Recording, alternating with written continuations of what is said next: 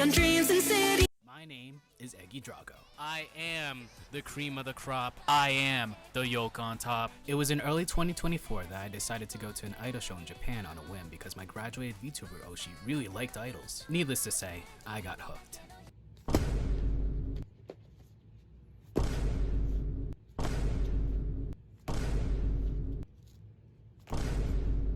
I think we like idols. After I met and talked to two English-speaking idols there, AIRI, Haigumi, I realized every single idol has a story, be it why they chase this dream, their ups and downs, and even their future after all this. And that's what I'm here to do, to give idols around the world a spotlight beyond the stage and a place to tell their story. Every idol has a dream and a story to tell. This is IDOLEYEZ.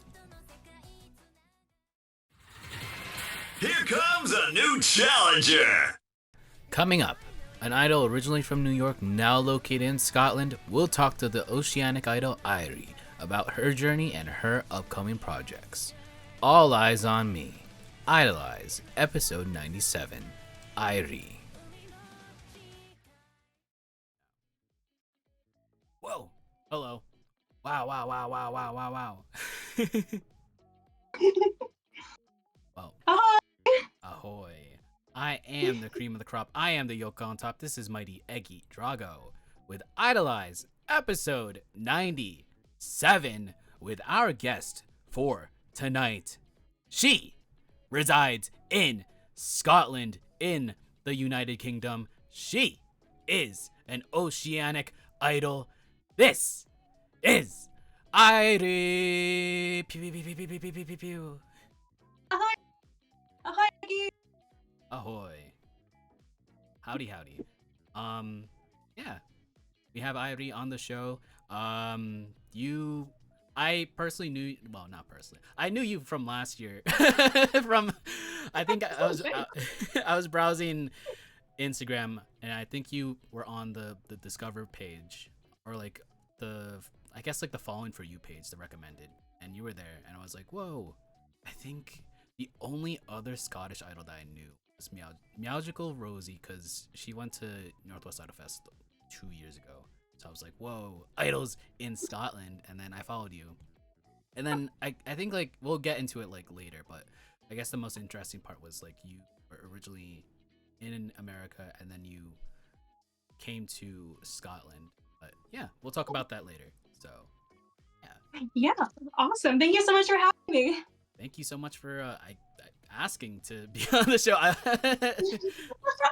So yeah, I mean, again, 99% of the time, if you ask for an episode, you'll probably get it. So yeah.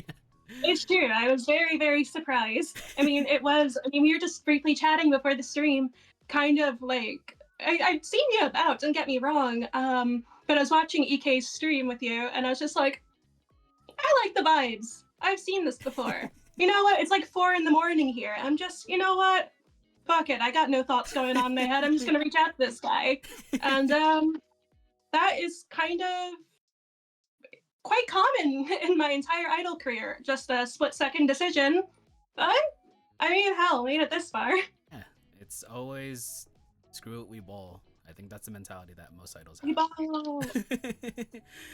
But before we start this interview, we have to do a little ad read for our friends from Water Sans Frontieres, as this show is brought to you by them. Founded in 2025, Water Sans Frontieres is an event production organization dedicated to running quality Japanese idol culture-centric events throughout North America. WSF's team is made up of dedicated event runners who put the growth of J-pop style idol culture, not their bank accounts, before everything. And if you, they recently had their an event for Shira and Jay's birthday, Isle of Dreams, in New York at the Rat yesterday, and they are I think they're having a couple more birthday lives that they're hosting in a couple months from now. And also Big Apple Idol Fest in Anime NYC, that'll be in August, hosted by them as well. So big ups to them, very much helping the Kaiga idol community here in America.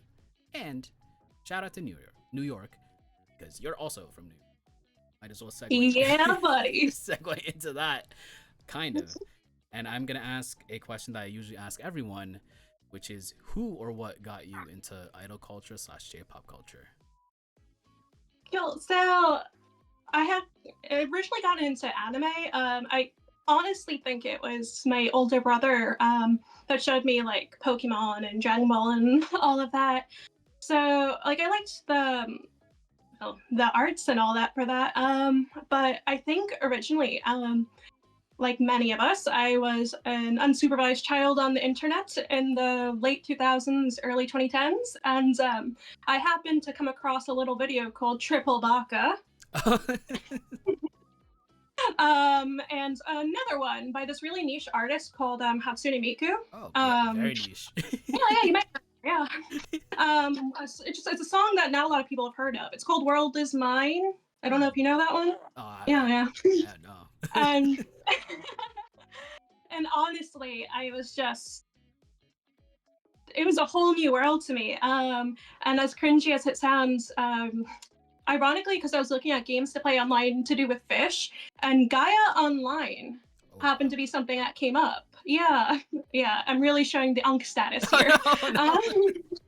So that happened to come up, and I made an account on there. And you can make little, for those that don't know, it was a really popular website with like anime culture in the late 2000s, early 2010s. I think it really boomed, and that's when I was on it. And I made avatars of like Miku. I didn't even know what cosplaying was at the time. I just knew that I had a Miku account, and from there I started meeting other people on there that had other Vocaloid accounts. And we kind of made like a little friend group, and we'd go on Tiny Chat. Again, I'm making myself sound Oh, older and wow. older, and we would show each other like Vocaloid videos and like songs that we liked from it. And then from there, I also got introduced to like Girls' Generation, Perfume, and the likes, and it was just a rabbit hole. For sure. I mean, wow, it's been a while since I heard Tiny Chat mentioned and Guy Online, but but Wait till I mention. hmm? Wait till I mention Kick. Oh my no. Oh wow. I haven't God, that was like the thing in middle school to use. That no Meggle. Oh, ooh, ASL? No. No. No, No. no man.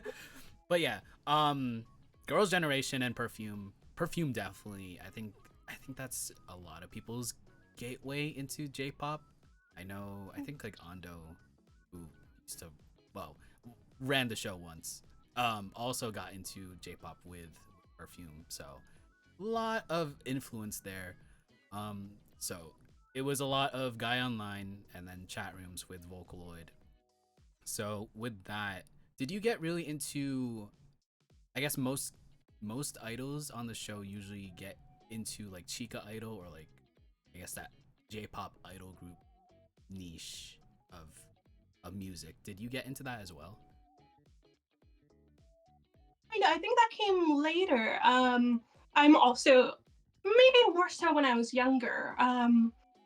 When I find my niche, I like to just kind of stick in it and like huddle. So I think that took a little bit longer, but it did eventually happen. I want to say more into my teens. Can't really remember how. A lot of it I owe thanks to like good old internet friends and being exposed to these things, and again being unsupervised on the great old web. um, so did you have who would you consider your first Oshi at that time?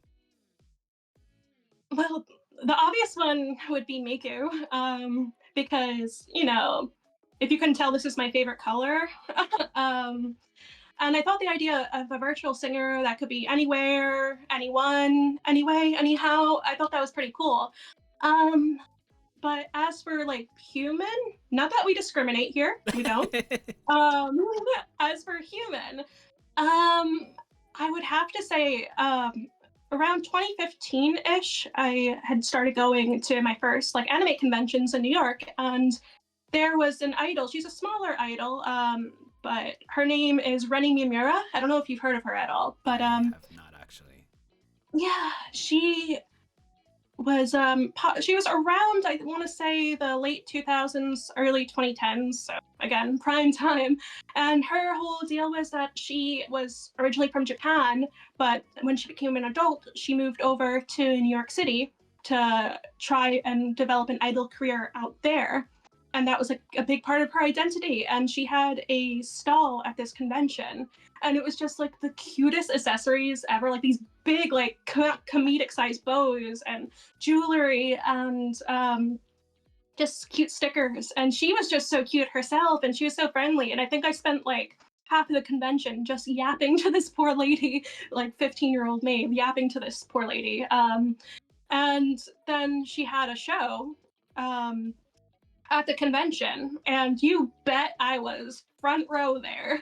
And she was dragging people onto stage and playing games, and I got to see like the idol culture, just like the call and responses and the pen lights and the crowd interactions and the energetic dancing and the fun songs. And it was just brand new, because again, before this I'd only seen it like online, but I'd never experienced it like that in person.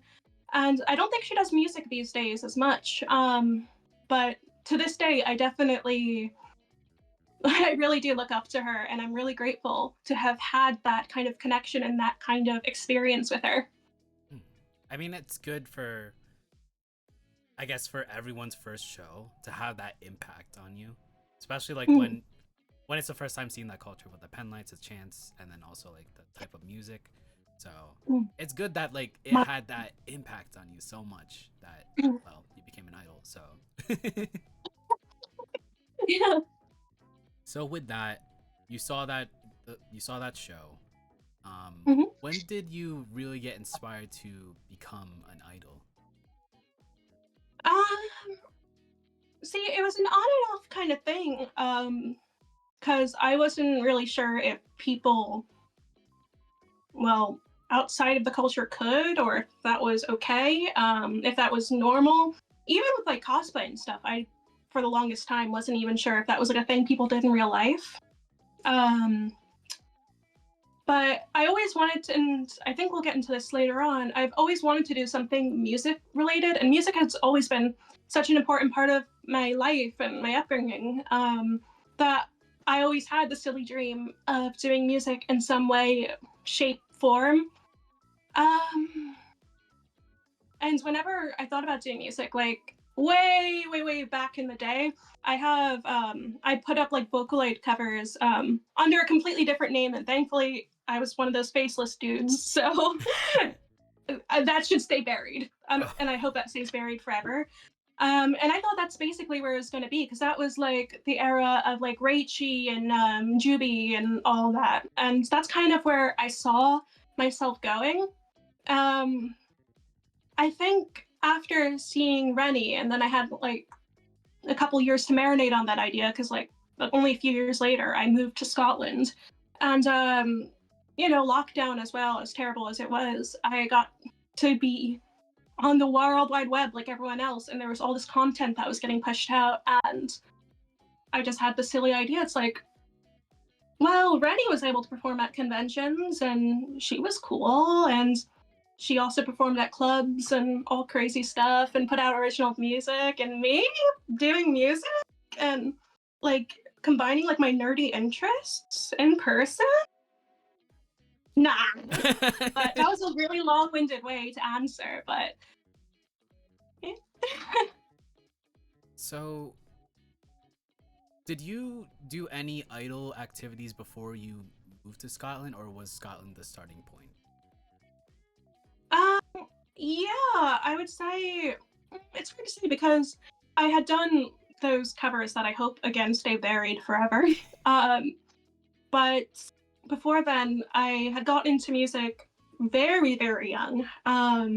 It was always a big part of my house growing up, and around the time I was in middle school, unfortunately, my mom got diagnosed with cancer, and she needed all of the love and support in the world. And I was a child; I didn't know how to do all that, and she'd cry a lot, as you would. But me being me, I thought, what makes me happy when I'm sad? Music. So I used to sing for her, and she would get really happy, and she'd have strength to do things. And my mom is still with us. I think she's actually in the stream, but Oh. my mom if you are here.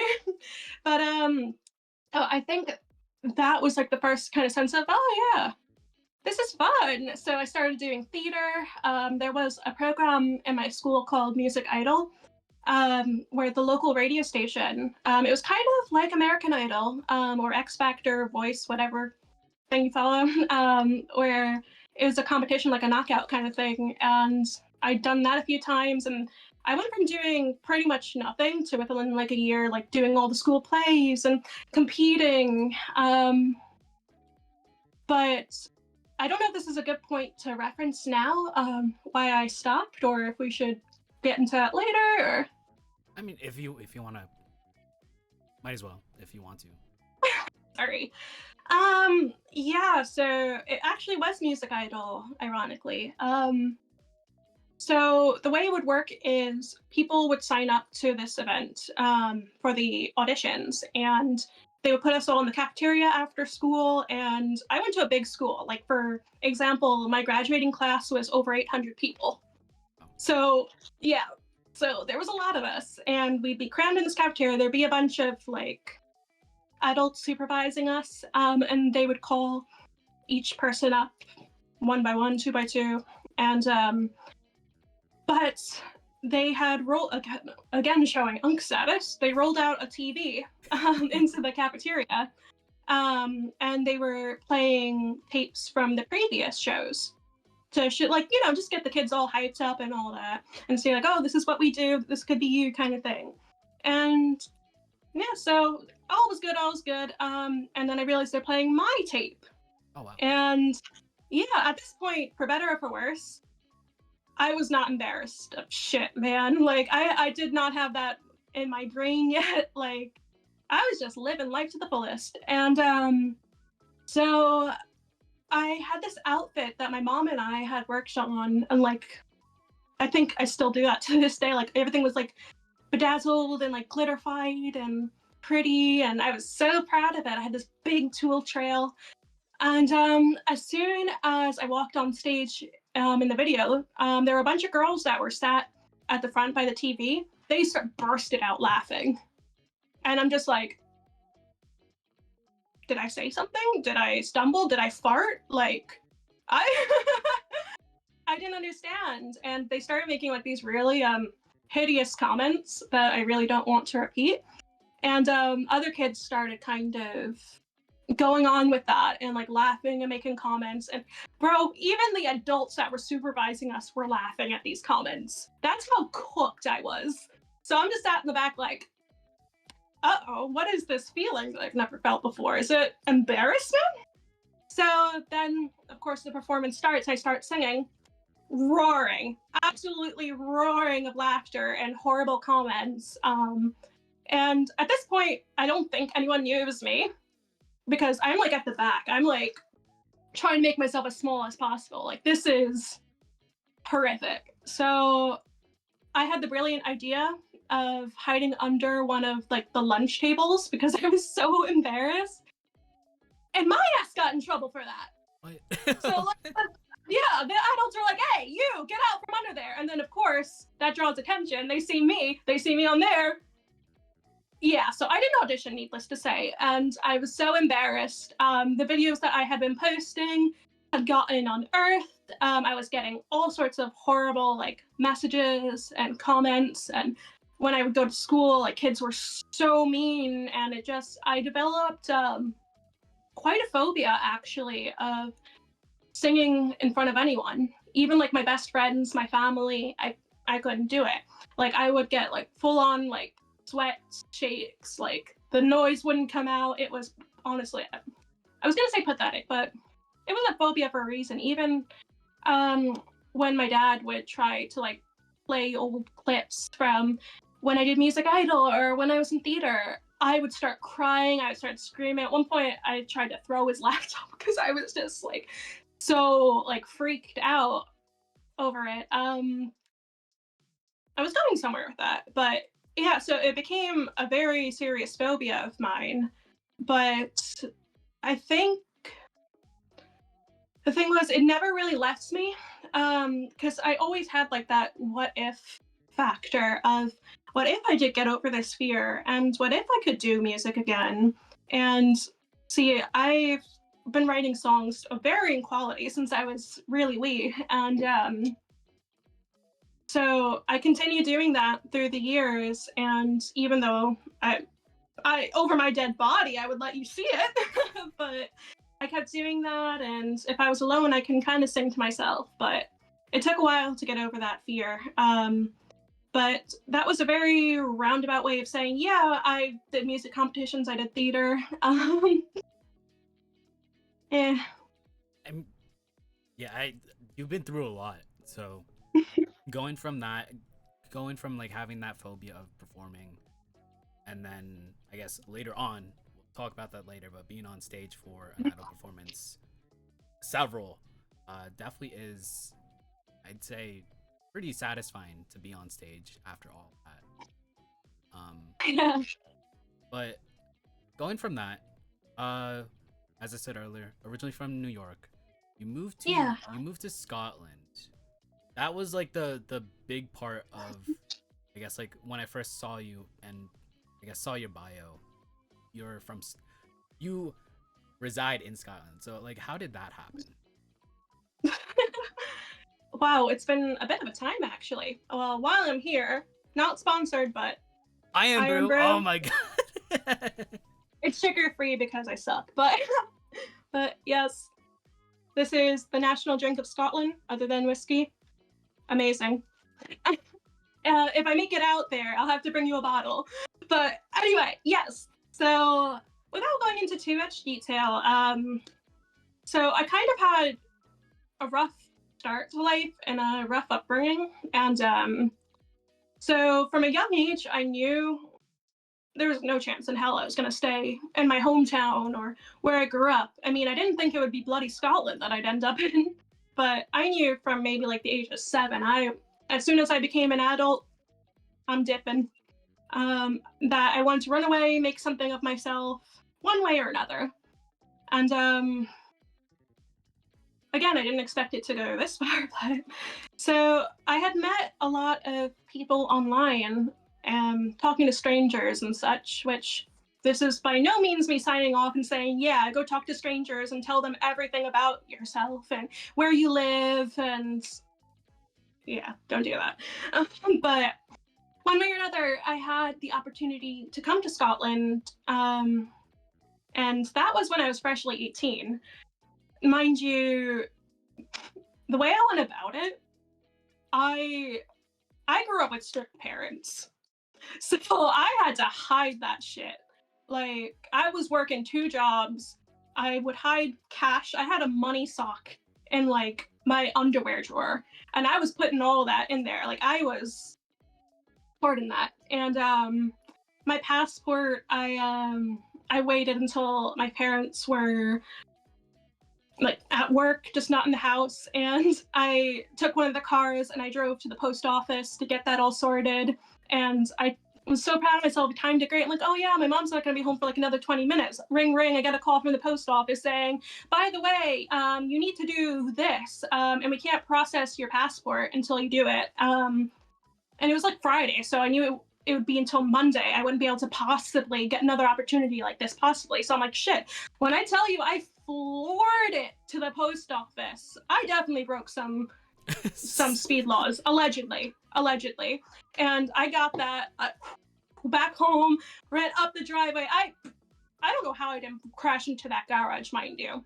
I ran my candy ass up the stairs, and just as I was closing the bedroom door, I see the headlights of my mom's car coming in, and I'm like, But yeah, so I snuck around, got that passport sorted. I hid it pretty much until the very last minute, until I really couldn't. Um, and I got to Scotland as soon as I was 18, and it was around Christmas time. It was 2017, and I just remember, I think it was maybe the third day I was there. I was in the city center, and it was nighttime, and I was just looking up at all the lights, and between like the people, the country, the views, just everything. I remember looking up at those Christmas lights, and I just said, "Yeah, I'm staying here." Which I kind of had a feeling, but I mean, running away from home and deciding to start all over in a new country with basically what's in a little suitcase, maybe $100 in the bank. Never mind, I had to go through a whole visa process, which I didn't know shit about at the age of 18. So I said, you know what, we're gonna roll with this, and it'll either be the biggest F up of my life, or it'll be a pretty sick story to tell my grandkids. Oh, it is a sick story to tell and idolize. So Hey, you guys are my grandchildren now. Give your uncle a kiss. Nope. Oh, I just felt ill doing that. No. Oh, I was about to say cut that, but this is live. No. It's live, yeah. We're live, pal. But pretty eventful start to a new life in Scotland. So now in Scotland, I guess 2017, you debuted as an idol in 2025 as IDOLEYEZ. So during that time, did you have like any inkling to actually start idol stuff, or did you just be there for a little bit and then? Yeah, I debuted in 2024 technically. I didn't have my stage debut until 2025, but so I didn't really think about it too much, especially since at that time, like, my mindset was very much like, you're in a new country, you got no one, just survive, survive, survive. Um, and I think once the visa had been granted, and I started getting, um, I was able to work a regular job now, and life kind of became normal. I got my own place, and everything was hunky dory. The idea of music, it just kept coming back. It was like, I was gonna say no. I was gonna say it's like a bad rash, but yeah, it was like a bad rash. It just kept coming back, and so I knew I wanted to do it at some point. And then, of course, with lockdown, everyone was online. All sorts of content was online. This was also, I said also like 4 times in a row, like peak Blackpink time, which are like one of my biggest musical influences. So I think that really got the ball rolling. And then come 2023, I joined Marshmallow Dreams Maid Cafe, and that is where I met Magical Rosie. She was ironically the first person I met, like in person minus the interview, but like on the actual day of our first event. And I'm thinking, so people actually do that here. Okay, but it still took me another year or so to actually get into it. What's really interesting actually is I was originally around that time being scouted potentially for a group. And so that's why when you see my early stuff, not only is it not as polished because, I'm still figuring myself out. I still really am, to be fair. But if that happened, I didn't know like what kind of mold I'd have to go into to be in a group. But for one reason or another, it didn't work out, and I stayed a soloist. And then I was just like, okay, what do I do with this? We're still gonna be an idol. So, yeah. So the Maid Cafe, you meet Magical Rosie, and then wanted to be in a group. Then was like, you know what? I'll do it solo. So with that, you become IDOLEYEZ. Where did that name come from, and where did you get your concept as an idol from?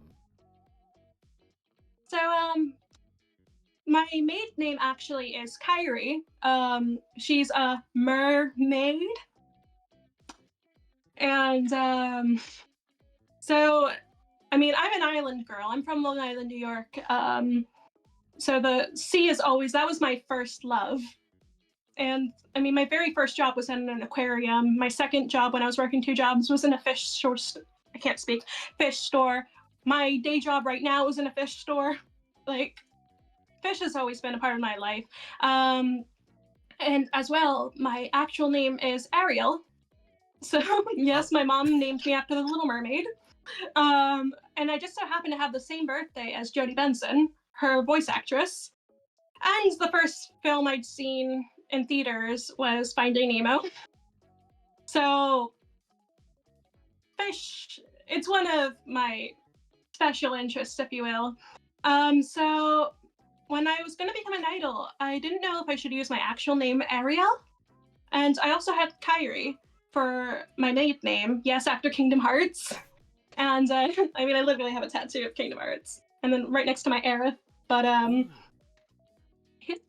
so I was going between the two of them for a little bit.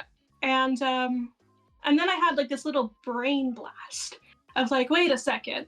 If I take the K away, it's IRI. And it's close to my actual name. Because like in day-to-day life, my friends just call me Ari. Right. So it's like Ari, Irie, Kyrie, and it's like, oh my gosh, call me Hannah Montana because I got the best of both damn worlds here. So it just kind of stuck that way. And I put it all in caps because, again, like, I'm a J-pop girly, but I'm also a K-pop girly, and Blackpink especially, my ultimate bias. And all of their names are all in capitals. So I shamelessly also put it all in capitals to kind of match like that K-pop Blackpink vibe, and it was just stuck. Yeah, I mean, it is a cool name, and I mean, like I guess the origins of it definitely is interesting. So it does make sense that you are an oceanic idol after all the, I guess, the influences that were around you. Yeah, yeah. I mean, I always joke and say I was pretty much groomed to be a mermaid at this point. Even when I was living in New York, I had one of those swimmable mermaid tails, and I used to constantly go to the beach and do my thing. And by the time I'd pop my head up, there would always be people like with their phones out, and I was like, "Sup?" But I mean, it's not every day that you see a literal mermaid tail just flailing around in the beach, but I want to try that again sometime. Hmm. Do they? Well, you did say you work at a fish. I assume there's like a lot of water around that area, right? Yeah, I actually live near a beach. Oh. That's where I took a lot of my promo photos too. Um, and again, my fish place. So pretty much every waking moment is fish. Even before I became an idol, like the other.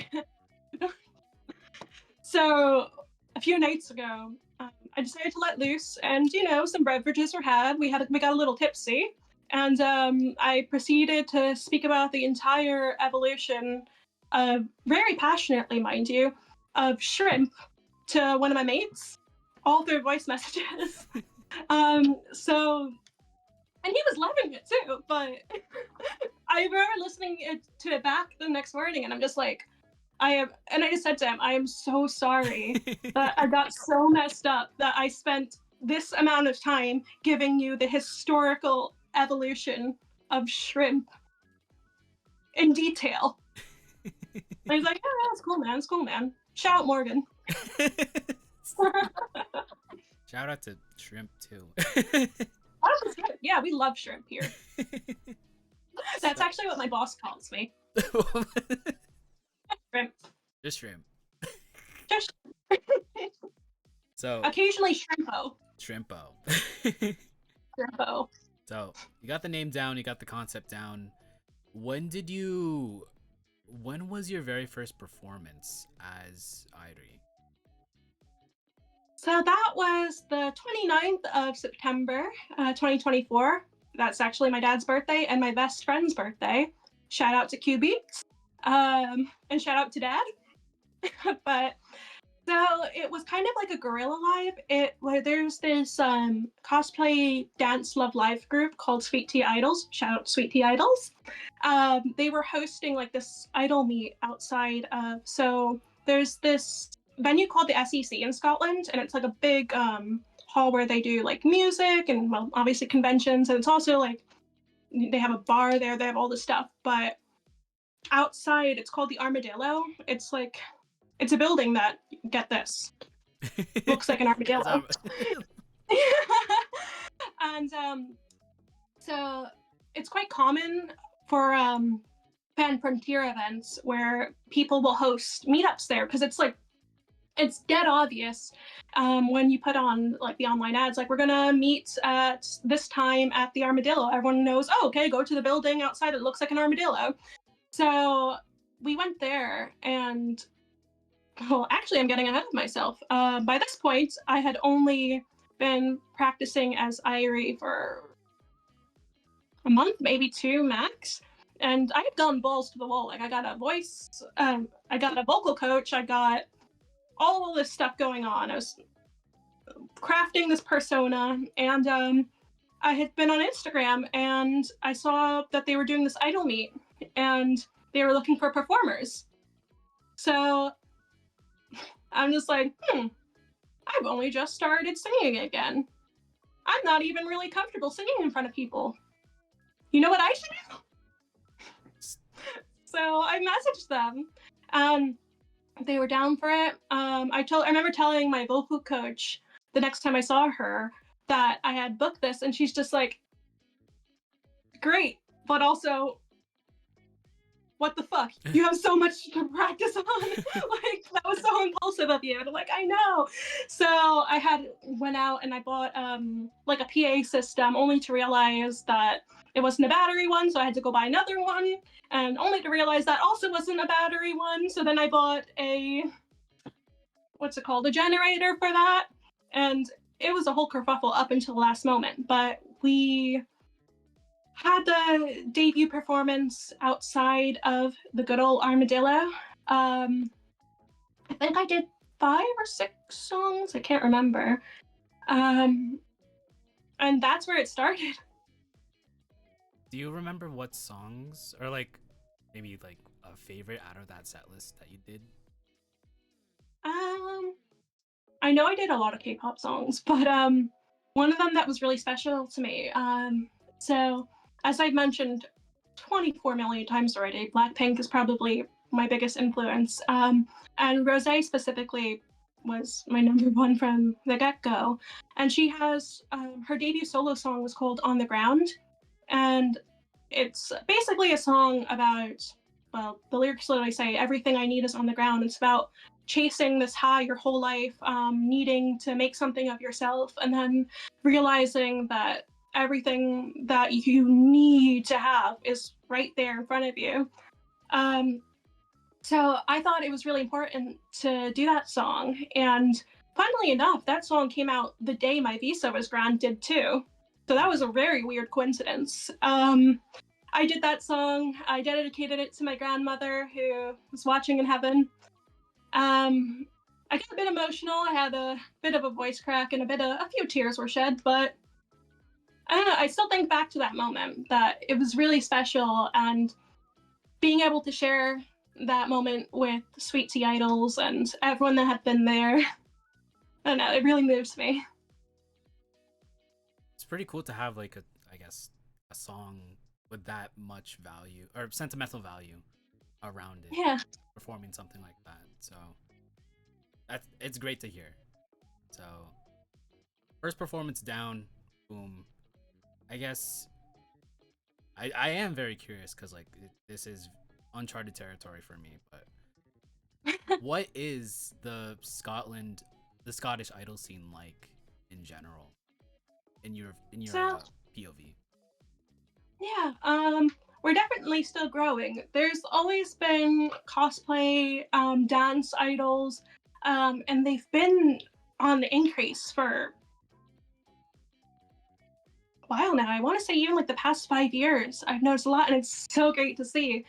I'm honestly such a fangirl whenever I can catch these kind of events, but when it comes to Kai guys like myself, we're still definitely growing. That's one of the reasons why I like to host things like the Idol Takeover, to try and encourage people. Because one of the things I realized after I had debuted was that a lot of people have a similar dream, but for one reason or another, they don't go for it. And I think that's pretty sad, because I mean, yeah, it took a lot of like fighting with myself and amongst other things for myself to debut, but you really just need that push, don't you? Um, but there are a lot of idols in the UK scene, a lot of Kai guys, that I'm very good friends with, like Jenny Hayes or Grace Melody, Paige Angel, trying to think of a few other ones offhand, Lily, quite a few, but they're all based in England. So when I first started, it was just myself and Rosie, and I have to say she was very, very supportive of my idol endeavors. And I do owe her quite a lot for getting started because she listened to my rant, answered all my questions, um, all of that. But there have been a few debuts since then. Some have come and, decided that their time in the idol community is over, and decided to graduate, and that's fine. But it's about seeing people actually get out of their comfort zone. And there are a few people that I'm aware of personally that are pre-debut and are like slowly building either the courage or their idol sona or their debut song in the background. And I feel really lucky because not a lot of people get to see that. And being here and getting to see that is very special. So to answer your question, specifically in Scotland, it is small. There are more Kai guys, like for example, Unistars, Rosie's group. I've met Rainsy and Angel. They are some of the sweetest human beings ever.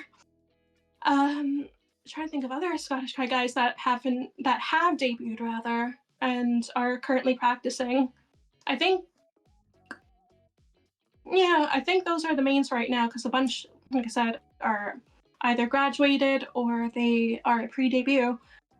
And it's still a very tight-knit group. Like we have a whole Scottish Idol group chat on Instagram where we update each other and like give tips. Like one of the pre-debuts has just went and applied for their first showcase. So they message like, oh my gosh, what do I do? How do I apply? Like, what do I write about myself? I don't know what to write about myself. So, getting to see us stepping in and being so willing and open to help each other. I don't know. I think that's a beautiful thing. And, we're the underdogs here. Like, give it time. And I always say, like, watch Scotland because some of the talent here, I think it'll be on the up. It's good that like the community is, I guess, small enough that everyone is tight knit to be in like a group chat. I think that's Yeah.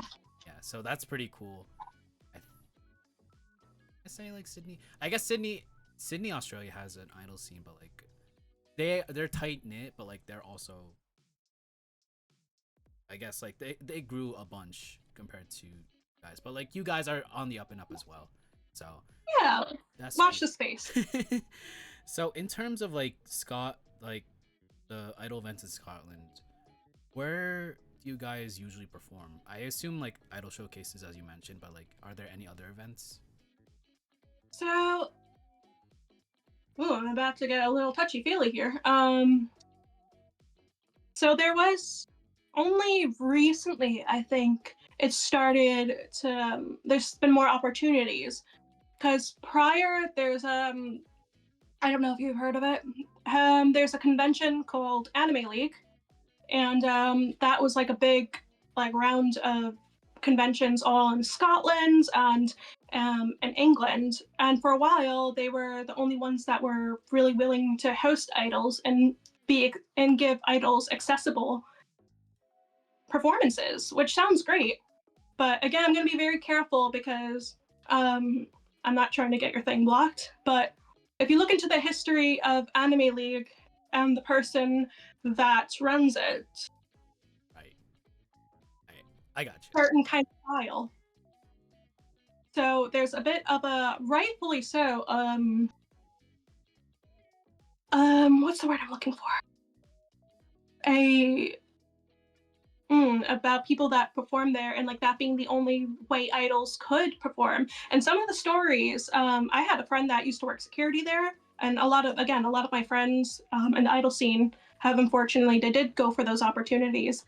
Between the not so nice habits, shall we say, of that individual, um, the way they treated the idols too, allegedly, everything is alleged.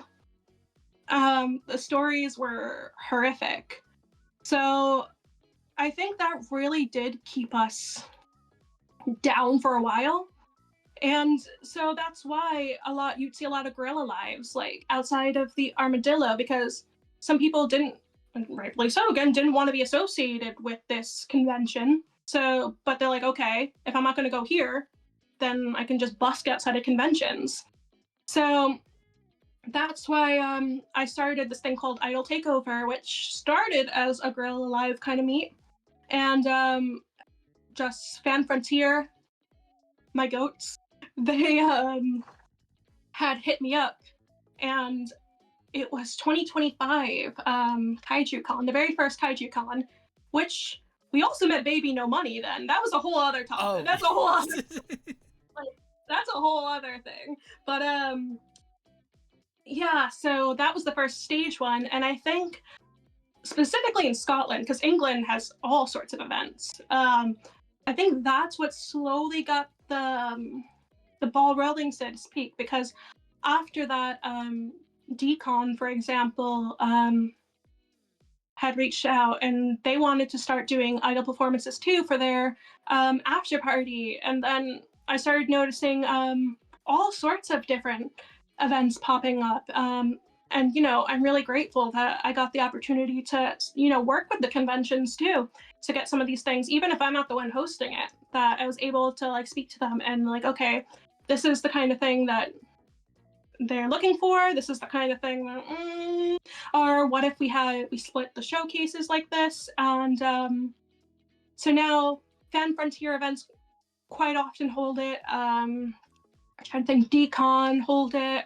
Trying to think any other ones in Scotland. Those are the two main ones. But and then of course in England there's Hyper Japan, there's IdolCon that just popped up, all sorts of really fun ones. But there's also one of the cool things about the UK idol community as a whole is, especially with the decline of people going to that other convention because of all the alleged stuff, people have started making their own events, which I think is pretty cool. So idol events run by idols for idols. And I mean, I've spoken about it here and there as well. I've had one, like I've been looking at venues to take the Idol Takeover in Scotland, and I have found a venue. It's just now scheduling. But yeah, so a mix of certain conventions and the idol run events. Like a big one that's taken off now in England is Kwai Cabaret, which the goat Fairy runs. I love her so much. I've gotten to perform there twice. That is in England. That's in London. But there's so many cool ones that are just popping up. I mean, like, starting from that, and I guess the downfall of whatever con that is, and everyone just like making their own event. It's good to have, I guess, to take matters into your own hands and make your own thing. As you said, and that we all agreed. Yeah. Sorry, that we all agreed, like, yeah, we're not gonna stand for this. Like, no one should have to belittle themselves to go here or risk bringing their fans and their loved ones to events like this. For sure. Again, alleged. Allegedly, yeah. Allegedly. Yeah. Allegedly. Fuck Anime League. Allegedly. Allegedly. But yeah, I mean, that's how most idol events start. It's like, there's nothing here, might as well do it myself, and then you gather a lot of idols through that and build a community. So honestly, that's pretty cool that you started something and then it became a whole new thing, and then several other events pop up as well. So I mean, I like to think, of course, that I had some influence, but at the end of the day, it's the idols, and I always say this to them. It's the idols that had the balls to get out there and do it and show that there is, a desire for this kind of thing. I think that's what really drove it. Yeah. Seems like it is booming in Scotland, and the UK. So that is amazing. Focusing back onto you, might as well talk about the original, well, two original singles that you have released right now, currently. So let's talk about the first one, which was Fresh New Wave. That was released last year in June. Yeah. What inspired you to create an original song as Airi? The Fresh New Wave, that will always have such a soft spot, soft spot in my heart. Um, I wanted to have an original song because I love doing covers, and every artist starts out with covers. But I'm a very all or nothing kind of gal, and when I decided to go for the Idol thing, it was like, well, all or nothing.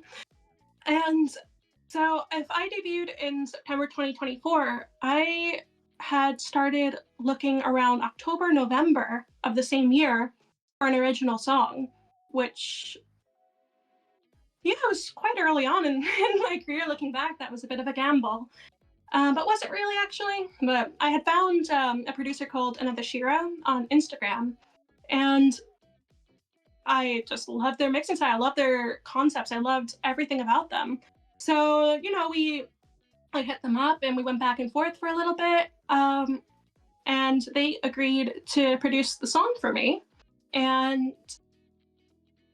so we went back and forth. And honestly, I think it was meant to come out in April, February, somewhere around that time. It didn't come out until June because I was being so picky. I think I rewrote the rap part like 3 or 4 times, but just because I was so picky about it. And bless, they were so patient with me. Shout out to Shiro. So I just decided I wanted to happen, and I knew with it that I wanted it to be different from a lot of the Kagai original songs. That I wanted it to be announcing basically like my arrival into here. And I'm a very like big personality kind of again all or nothing kind of thing. So I knew I wanted it to be expressive and fun and all that, which also was a gamble because I didn't know how people would feel about a song that wasn't very much like cute and ooh and something that's just like, bitch, I'm here, make some noise. And that's what Fresh New Wave really was. Yeah, I think the very first listen, um, what drew me in and what really like, I guess, how should I say that? What really like stood out was the rap chorus, for sure, cause like you don't see that in, I guess, the Kaiga Idol community a lot. So outside of like maybe EK, that's Yeah. basically that's basically it. So it's a very unique thing to have to implement into a Kaiga Idol song. So that's what drew me in. So and as you said, it's very it very much introduces. It's like an entrance song basically. So Yeah. Like if I was in WWE or something, I'd be walking up there with my pigtails and my arms all big and just get Fresh New Wave. And I get rocked in like 2 seconds, but that's besides the point. So with the song, I am gonna, well, as someone who kind of used to be in K-pop, I'm gonna assume some influence from, I guess, the Blackpink, I guess, Lisa kind of rap flow, and like, were there any other influences? Yeah, so funny you mentioned Lisa because that was one of the people I brought up to Shiro when we were working out the song. Hwasa, I love Hwasa. I love Jessie. Aespa were a big influence, and believe it or not, I don't know if you've seen Love Live, but from school. Yes. Okay, yeah, that was a dumb. Okay, you know what? No, I'm just gonna take the Iron Brew chug of shame for that one. no, you're good because it's very much, I guess, a gateway to Idol. Yeah. So Arise from School Idol Project, the rival group, I loved their sound. So I definitely took some inspiration from that kind of sound too. Hmm. Oh yeah, yeah, because like the very first song that they did, or like Yeah, in they the edit. can. Yeah, yeah, that one. Dang it. I could see that for sure. You needed some fun. Hmm. So you released that song, lots of influences with it. Hmm. How long did it take from start? I guess like from writing lyrics to I guess the finished product. How long did that take? Mm, so if I hit up Shiro in about October, November, I didn't drop it until the 16th of June. So, hold up, I'm really bad at math. So 6 months plus. I actually very deliberately chose that date because not a lot of people know actually. There was a point while I was living here in Scotland that I was homeless and I had no idea what was going to happen with my life because I didn't, at that time, my visa wasn't approved yet. It was still pending. So I couldn't access public funds, which apparently shelters included public funds. So, but I also couldn't be on the street. So it kind of was an in between state. And I remember thinking at the time, like, if I manage somehow to get out of this, that crazy ass dream I had about being a singer, you know what? Maybe we could do something with that. We could do something with that. So as the time was growing closer to June, I thought, you know what? I considered this day a few years ago the worst day of my life. What if I dropped my first song on this?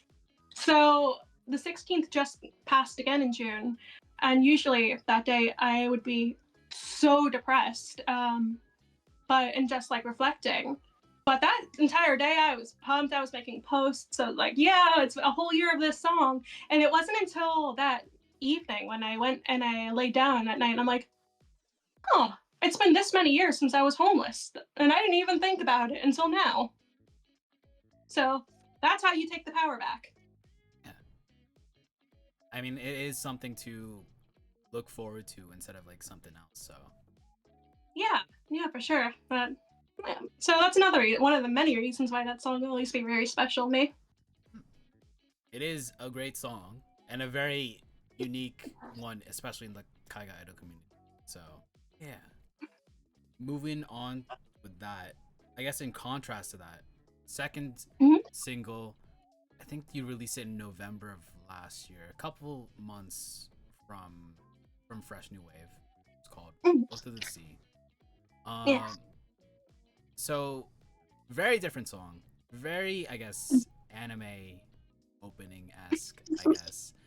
Well, Yeah. did you want to I guess continue that I guess the common thread in Fresh New Wave, or did you want to do something different? See, Oath was a really weird one because I had written the lyrics out first before I had ever heard a beat for it, before I even knew what kind of song it was going to be. It was honestly just like a late night, like I can't sleep, and I'm just word vomiting all this stuff onto a piece of paper. Um, I wanted to do something because one of my influences, other than Blackpink, I know, other influences, is this band called Esprit Air, which is like J rock, J metal. I've seen them 11 times, and I literally have a tattoo from them. So I kind of fuck with them, only a little.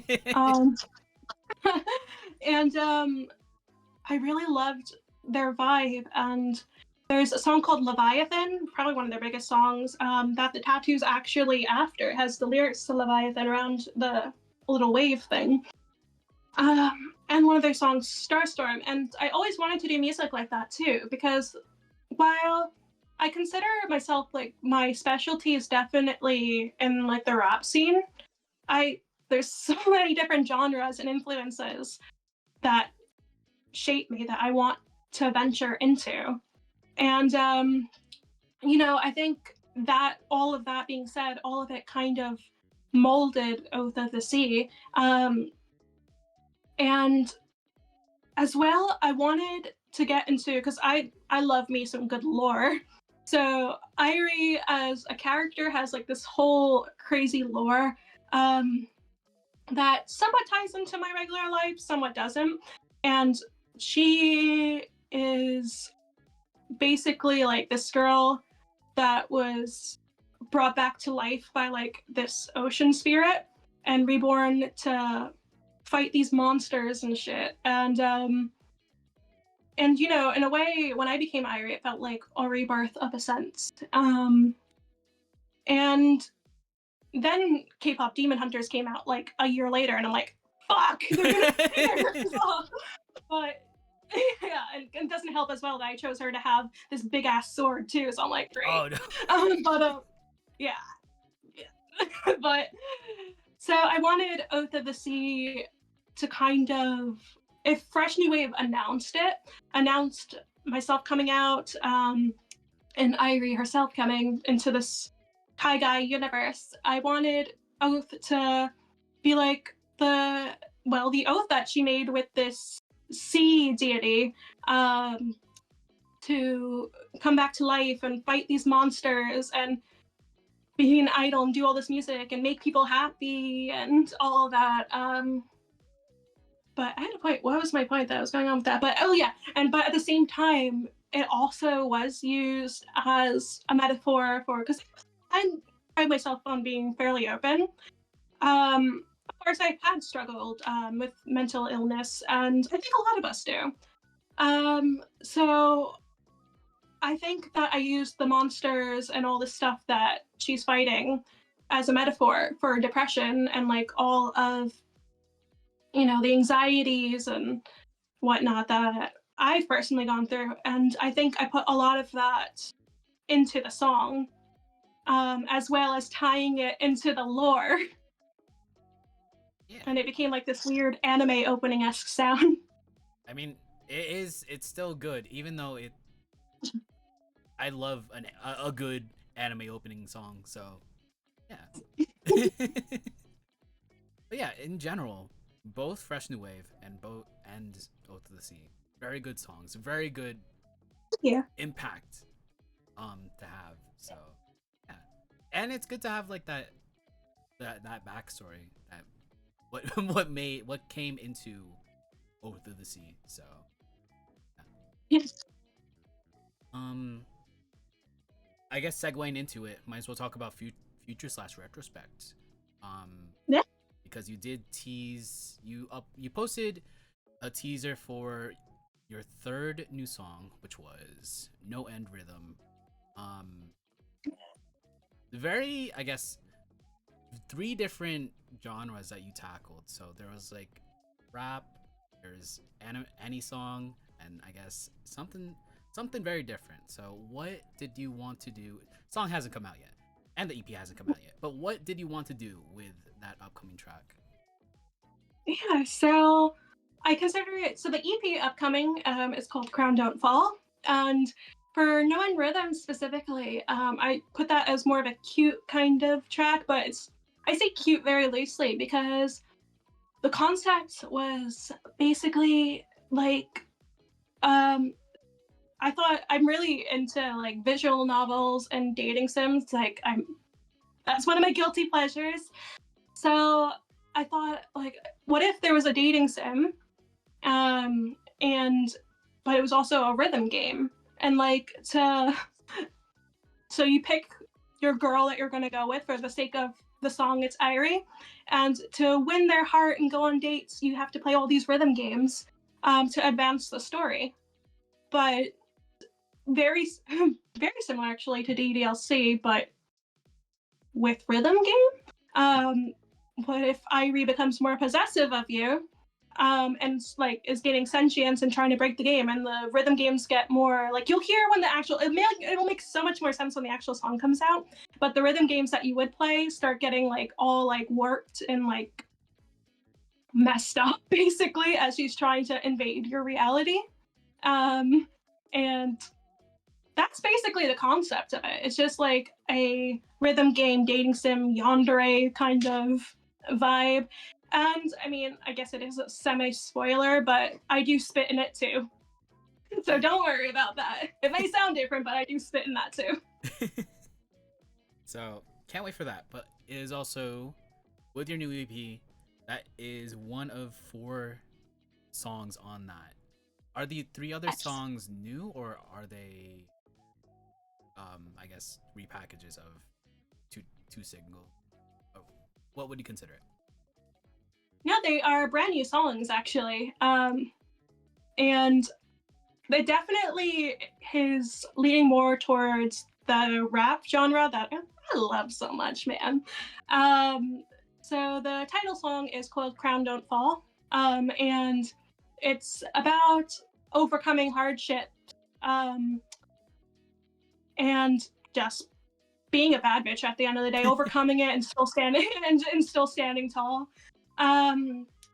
There's a song called The Villain, which is, it does delve into a lot of the dark side of like the music scene and like expectations and some experiences I've had within it, and how there's always a villain, and sometimes if you call it out, you're going to be the villain, and it's a really cool one. The other one is actually a collab track. I think you know who I'm collabing with, but we're keeping that one on the hush hush right now. And it's a really cool song, actually. First of all, the collab I'm so excited about. Like, I think we're gonna really fuck some stuff up with that. But it's basically like, how do I word it? It's like a modern day fairy tale, but it's a rap track, but it's also like a party kind of like fun thing. And again, I'm trying not to give too many details, especially since it involves someone else that I won't name, but shout out to that person. Shout out. Yeah. Interesting to hear. When is that EP coming out? So it is delayed, I'm afraid. I wanted it to come out for the summer, and I'm still pushing towards it. But specifically, No End Rhythm was the biggest pain in my balls because I had to rewrite so many bits of it. Like the producer, the same person that produced Oath of the Sea, Far, is actually producing No End Rhythm, producing that collab track. And I think, are they producing another? Can't remember. And like, I kept changing so much of it. I eventually got to recording all of the vocals. I heard the mix back, and bless Far, he really did make the best out of it. But I heard it, and I'm like, this doesn't have enough feeling. This just feels weird. So then I said, no, scrap that entire song.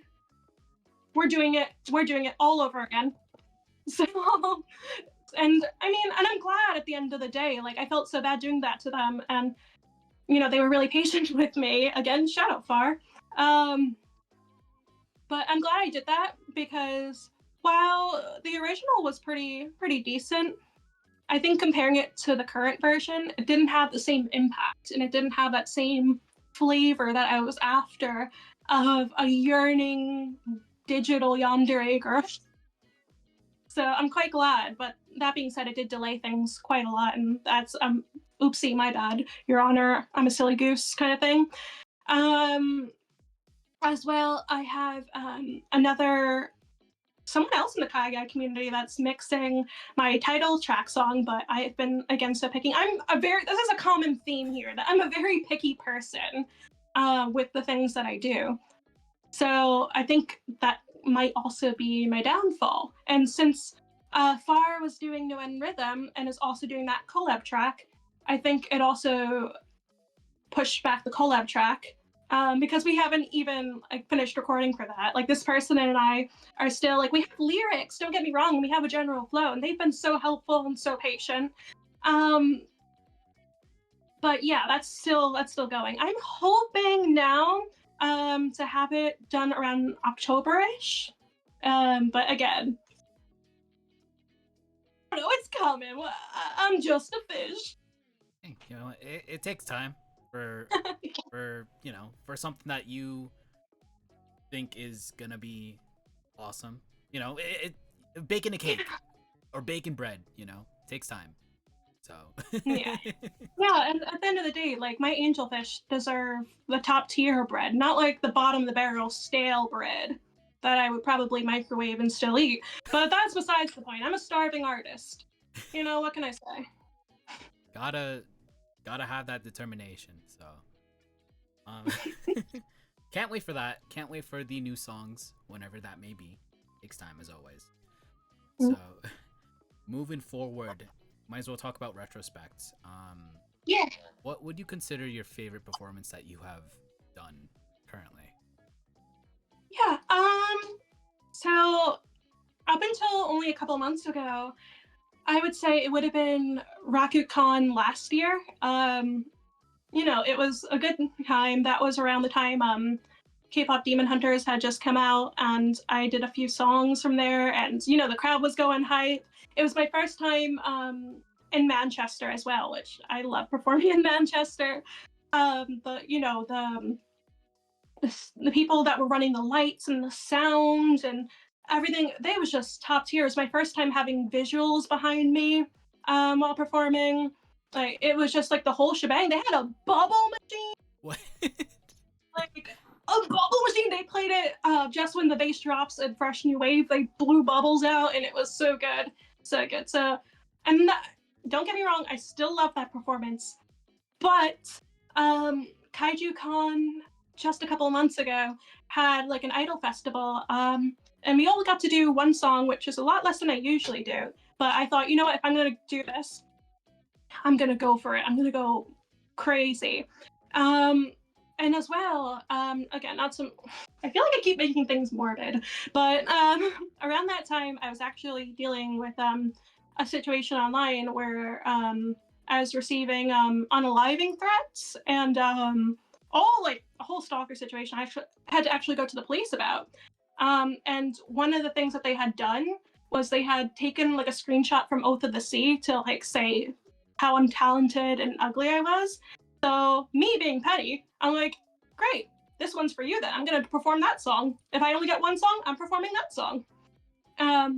So, you know, and a lot of people showed up, and you know, the love I felt, because of course no one likes reading that kind of stuff and no one likes dealing with that kind of stuff. But you know, on the other hand, the amount of love I received and validation I received, and when I actually got up on the stage, yeah, just the way it all rolled out, it was so special. I wanted to keep going so bad. And you know, there was a lot of fan chants going on. I had debuted a fan chant for that song. That's also where the infamous Chud video comes from. I don't know if you saw that one. I think I did. I think it was Where in we your... were saying Chud. Yeah. Yeah, that's where it came from. It's good to have, I guess, that fu moment to that person. Oh, So I try not to, like, because at the end of the day, like I don't really stand for that kind of stuff. Like I stand for love, and that's all I want to put out. So yeah, while part of it was being petty, I also, that song is so special. And of course my angelfish, my number ones, I wanted to do it for them, and I wanted that performance specifically. That's why I did so much more crowd interaction. And I try to do a lot of crowd interaction to begin with, but there's so much more and so much more energy in that performance because I wanted to go all out for them. it is good to have that dedication too, especially for that. So we are halfway into the year. It's June. So what are some goals that you want to achieve before the year ends? Well, I guess my big goal, I don't know how likely this is, but so I do go back to the States quite frequently to visit like my family and friends and such. And I've wanted to perform out there for ages, and it's so annoying, right? Because every time I go back, I'm always checking like the local conventions to see if there's anything on. Then I can maybe reach out and be like, "Hey, let me slide into your DMs, please." But it just never works out.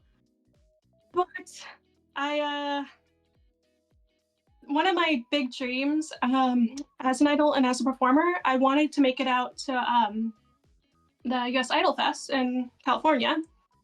So I may have applied for that. Ooh. You know, you gotta be a little delulu. So again, if y'all are watching this, Fingers crossed. but so ideally, yes, I'd love to have by December look back and be like, yeah, I had a US debut. But I guess more realistically, I definitely want to become a stronger dancer. I'm working out like crazy right now. I'm trying to build my stamina. Like, listen, I'm trying out here.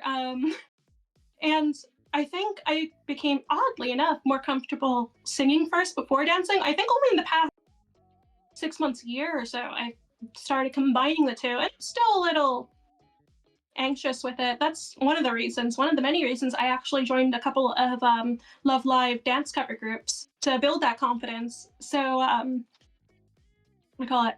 So Project Azora is one of the Love Live groups I'm in, and Project Iridescent's another one. And honestly, those fellas have been so patient, and I've learned so much from them. So that's helped quite a bit. So I'd like to continue with that and get more comfortable dancing, building my stamina, maybe debuting in the States a bit. Listen, I'll bring some Iron Brew if I do. Well, that's a fair bargain. yeah, I mean, there's a lot of opportunities, especially now compared to like 2 years ago, that Yeah. you know, where a lot of people can perform. So we'll see. We'll see if anything can happen. So as you have, I would say you are tenured as an idol, and as a lot of idols watch this show, especially Jenny Hayes, who says, sending love, IDOLEYEZ. So excited for the EP. So I love that girl. I've seen you before. Maybe idolize? Question mark? Who knows? As a lot of idols watch this show, is there any general advice that you would give them? The number one thing that comes to mind is balls to the wall. That's what I always say. Just go for it. Again, and it sounds so cliche and oversaid, but it's oversaid for a reason. That, and I understand, like, probably more than a lot of people, how hard it is to get out of your comfort zone and actually, do the thing, instead of doing what I did and waiting years and like, oh, will she, won't she kind of thing. But at the end of the day, you do need to be the one to give yourself a push. And again, if you don't believe in yourself, who is going to? A lot of it is just being as delulu as possible. And but are you really delulu? I mean, that's a whole other topic. But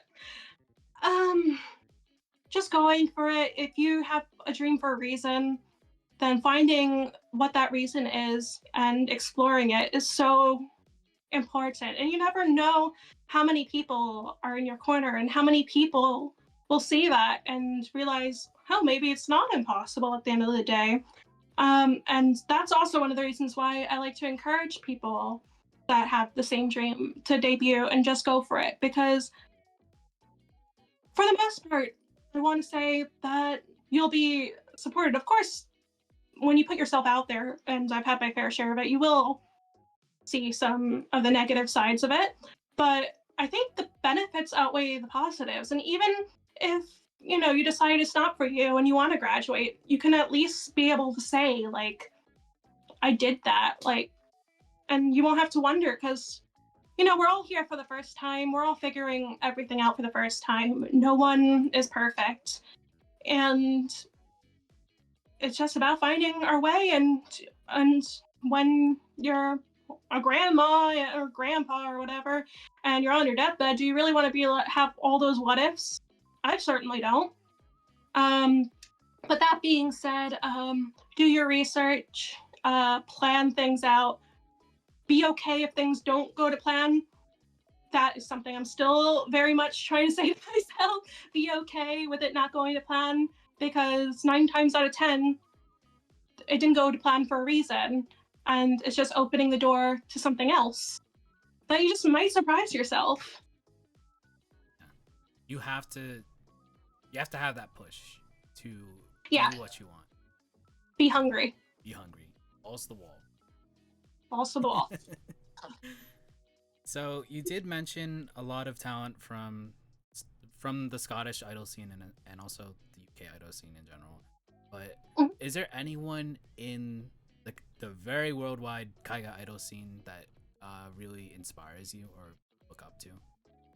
Yes, I took notes, so just because I wanted to. Okay, there we are. So yeah, so the immediate ones that come to mind, of course, are like Miyajiko Rosie. Again, that I owe so much to. Pengi, Cheery Girls, Barry, Paida, all of them are honestly god tier. I hope I could be like them one day. Crystalia was probably one of my very first Kaigayoshis. Still low-key a fangirl. When I was releasing Fresh New Wave, they actually had posted like a very short clip of them singing it. And when I tell you the scream that I squelched, I'm pretty sure they heard all the way there. And I still have that screen recording saved on my phone. Other than that, we mentioned a couple of times, EK, anyone that raps in this scene, naturally I'm going to be like, you're on my radar. I look up to you. I appreciate you. More of that. More of that. Maeve DeVoe. I don't know if you've heard of them. I have. Lovely. Another one that I owe a lot to. When I first started recording vocals, they actually went and took time to teach me basically how to get started and walked me through it. And they were so patient with me. And even to this day, we're really good friends. I love Maeve. um, I already mentioned Rainsy and Angel earlier from Unistars. Those are my babies. Um, and then there's One Wish. They are another idol group in England, so that would be Jenny, that would be Grace, that would be Holly. Though they're doing some great things in their own careers, and now that they're going to be bringing the group back, I'm so excited to see that. Again, sorry, I'm just trying to make sure I mention everyone. You're good. Yue, they're another Kai guy that's coming out with a single this summer. Q Beats, one of my best friends, like as Ariel, not even just as IRI. Yeah, those are all the goats. I could list off a bunch, but those are my goats. The goats. Well, The goats. a lot of people that definitely I could see some influence into your work as well. So, last question. Are there any other upcoming performances that you want to promote or that have been publicly announced? Publicly, yeah. So the big one is IdolCon, which is a new convention. It's run by Animanga Pop. It's in England. Which Animanga Pop is not new, but this type of convention, it's from what I can gather, it's kind of like US Idol Fest. I think this is going to become our equivalent because they got a bunch of like overseas talent and local talent. Honestly, like most of my life, I just kind of a piss in the wind. Like I put my application in, I'm thinking, okay, yeah, they're probably gonna patch me. They're getting a lot of overseas people, and that's cool. Like I still want to go. Like I love idols, man. It's for the love of the game. You know what I'm saying? So I was very surprised when I got the email saying main stage act. So that is on the 2nd of August in London. Still flabbergasted. After that is Raku. Towards the end of August, I'm going both days. I'm going to be performing with one of my dance groups, Iridescent Idols, on the Saturday, and then I have a stage on the Sunday. That's me. And then this is one of the events that was made by an idol for idols in Norwich. I really hope I pronounced that right. I'm American. Please do not come for me. It's IDOLEYEZ, which it is going to be a convention. So I'll be doing my little merch table, little meets and greets, a performance, the whole works. And I'm really, again, this was me being pushy, but you know, you never know until you try. Hoping, very much hoping that I will see you guys all at US Idol Fest. You know, I'm manifesting it at this point. I'm manifesting it. Very much hoping that we have overseas talent for sure.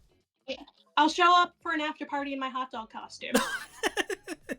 I have one. You know what? Yeah, you know what? Fuck it. I'm gonna say right here, if you're watching this, people, if you let me into this, I will show up with my hot dog costume. Very, Glizzy. very huge promises from IRI. Very, yes.